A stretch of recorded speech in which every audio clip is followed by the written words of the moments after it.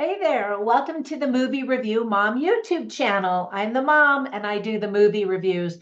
And my goal is to give you the heads up on filmmaking quality and content so that you can decide whether or not you want to spend time or money or both sometimes watching a particular film. So today the movie I'm reviewing is called Priscilla, this celebrity coming of age movie by A24 is now playing in select theaters and online streaming. The film is rated R and is an hour and 53 minutes. My overall movie review mom grade is a B. So let me explain why. First, I'll give you an overview in a nutshell, and then I'll point out things I liked, things I didn't like, tips for parents, themes worth talking about, funny lines, interesting lines, and recommendations for other films that are sort of similar that you might also like. All right, let's dive in. So, in a nutshell, the film is based on the book called Elvis and Me by Priscilla Presley, who also worked as the executive producer on this movie. It features a teenage Priscilla when she first met and fell in love with Elvis. The movie was directed by Sofia Coppola. She also wrote it along with help from Priscilla Presley and Sandra Harmon, who also worked on the book. What's interesting is that the Elvis Presley Enterprises declined to approve of the movie and did not give permission to Sofia Coppola to use any of Elvis's famous songs in the movie. Lisa Marie Presley also hated the movie and did not give it her approval either. She said that it made her father look like a manipulative predator. And some people would say he was. She was going to speak out against it at the movie's release, but sadly, she recently passed away. The movie has already won Best Film at the Venice Film Festival. So here's a list of things that I really liked about the movie. First of all, Kaylee Spaney does an excellent job playing a very young, timid Priscilla who is treated as a possession, basically, by Elvis. He keeps her primped just like the little poodle in a cage that he gifted to Priscilla.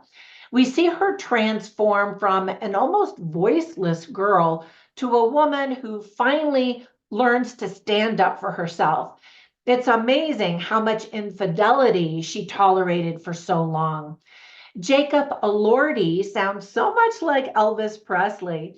I hadn't seen him or Kaylee Spaney in anything before, and I thought that they both did a great job. Elvis was 10 years older than Priscilla. She was also only 5'4", making her 8 inches shorter than Elvis. Now, the actors in the movie are much taller and shorter, and so it seems like a bigger difference. The age difference didn't look as big because in reality, the actors were only 1 year apart. Now, Elvis and Priscilla were only married for 6 years, which is kind of surprising. Priscilla never remarried. And in fact, in an interview many years later, she stated that, quote, no one could ever match him, end quote. I appreciated the female perspective of a woman director and writer to kind of capture those nuances of what it's like to be controlled by a powerful man.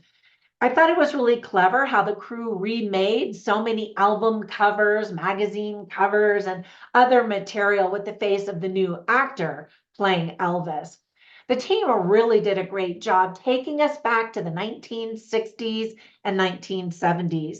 Even the smallest detail was included, such as the makeup brands that Priscilla used. And so many close up shots focus on her nail polish, her makeup, her lipstick, and all of that as she's getting ready. And I kept thinking, why are they spending so much time focusing on her getting ready? But I think that that probably represented what she did. She was constantly preparing and waiting for Elvis to show up in her life. The makeup, the hair, and the costume teams just did an outstanding job in the film.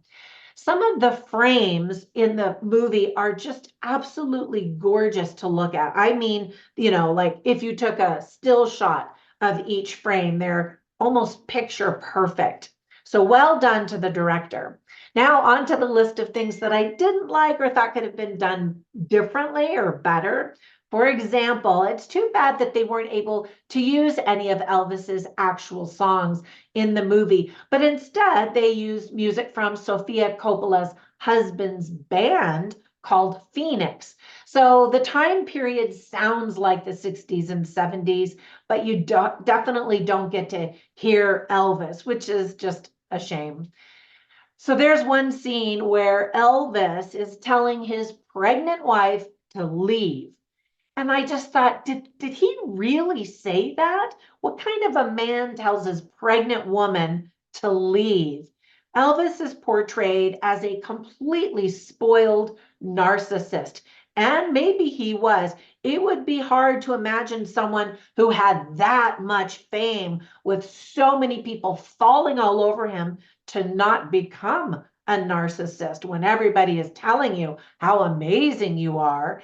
And because he demonstrated so much infidelity, these women were just toys and playthings and property to him, really. And so I think that portrayal probably is accurate, which is sad to say. The ending of the movie is kind of strange. Priscilla announces to Elvis that she's leaving, and we watch her leave alone without her daughter. Now, they shared custody after the divorce, but the movie kind of makes it look like she abandoned their young daughter. Lisa Marie was only 9 years old when Elvis died at the young age of 42. He admitted that he wasn't prepared to be a father, and he definitely didn't have the time to spend with her. And so I just thought it was weird that Priscilla didn't leave with the daughter. I don't know. Maybe Lisa Marie stayed at the house and Priscilla visited. I don't know any of the details of how that went down. But I think that the point of watching her walk away alone was to show that she finally was standing up for herself. Now, of course, Elvis is no longer alive, or is he, to defend this portrayal of him. Yet we do know that he did have many affairs and that he admitted that he wasn't able to raise a daughter on his own. Some have complained that this film is just a money grab after the success of the hugely popular movie about Elvis Presley last year called Elvis. The timing is curious, of course, but more interesting is to see a film from the perspective of the other person involved in the tumultuous marriage. Now, let me give you some tips for parents. I think kids are going to be very, very bored. Elvis was long before their time. Elvis was before my time. I remember visiting my aunt, who was a young woman, and she was in love with Elvis Presley. And I remember thinking, okay. I didn't know that much about Elvis. Some adults are also going to be bored waiting for something to happen. It is a slow burn and just a character study of Priscilla. There are firearms shown and used in the movie, and I thought it was really interesting that there's this one quick scene where it shows these beautiful dresses that Priscilla was given and then a matching handgun to go with each one. And I was like, whoa, when did Elvis think she was going to be using these firearms? There is some profanity, including one F-bomb spoken by Priscilla and nobody else. Drugs are consumed in many of the scenes. Some of the themes that are illustrated well are, of course, Elvis Presley and his huge rise to fame. Well, I take that back. We don't see his rise to fame. The movie starts and he already is famous and successful. Other themes are love, infatuation, celebrity, Graceland, exploitation, a woman's role, especially back in the 1960s and 70s, dishonesty and infidelity, loneliness, and marriage. Now, whenever I watch movies, I write down funny lines and interesting lines solely to share them with you so you can get a taste of the dialogue and the humor and the quality of writing and all of that. So you can see all of them on my written review at moviereviewmom.com, but I'll share some of them with you here right now. So one of the funny conversations I thought was when Priscilla is trying on all of these beautiful clothes, and Elvis and his entourage of male buddies are watching her come in with these different outfits. And so she comes in with one, and she's still a very young girl, a teenager still. And she says, I think these clothes are too sophisticated for me. And then he says, what's sophisticated? You could go around in a feather and it'd be sophisticated, which is an indication of how he just looks at her as an object and completely disregards her feelings. And her age, even, as a young girl, she shouldn't have been wearing all of that glamorous, revealing stuff.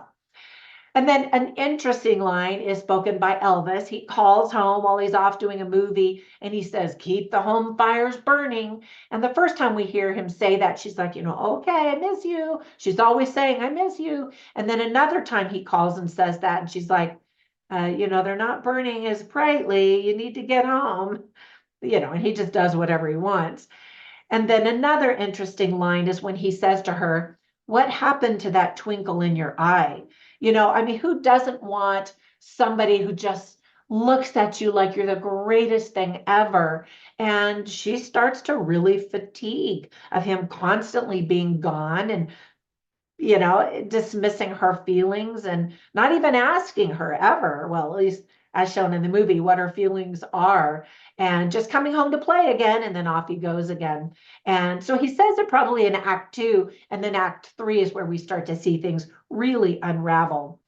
All right, so while I watch movies, I always take notes and I write down movies that are also instantly coming to my mind. So the first one, of course, is the movie Elvis. And I want to recommend that one to you. That movie, of course, really focuses on Elvis's experience, a young Elvis.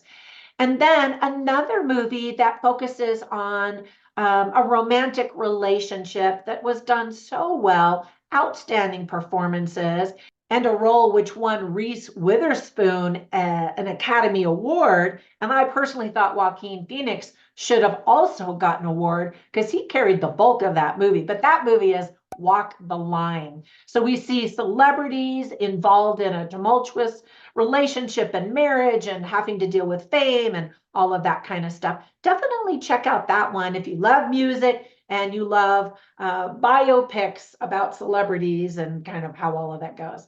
All right, that's it. Thanks for spending some time with me. I hope you enjoy this movie. I hope you enjoy the movie review. And if you do, give it a like, comment down below, subscribe. All of those actions are free. They take a second and they spread magical YouTube fairy dust on my channel, which helps it to grow and helps more people find my reviews. All right, have a fantastic day and I will catch you in the next one. Bye for now.